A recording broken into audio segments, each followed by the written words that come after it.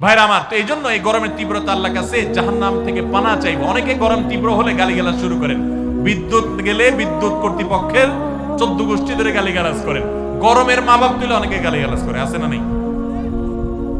আর কিছু না হোক একটা নরমাল গালি দেয়, বউয়ের ভাইয়ের কথা বলে যে অমুকের গরম, বলে কি বলে না? তো এই ধরনের যে কথা বলা হয়, এগুলো অনেকে আমাদের নিজের অজান্তে বলি, যে গরমে সহ্য করতে না পেরে গরমের মা বাপ তুলে গালিগালাজ করে দিলাম। তো এটা থেকে গরম কমবে? আরো গরম বাড়বে। কোন গরম বাড়বে? মাথা গরম হবে, মেজাজ গরম হবে, আরো গরম বাড়বে, লাভ হবে না। তিরমিজির একটা হাদিস আছে, যে জিনিসটাকে গালি দেওয়া যায় না, অভিশাপ দেওয়া যায় না, ওইটাকে যদি কেউ অভিশাপ দেয় তাহলে সে অভিশাপ তার উপরে এসে পড়তা।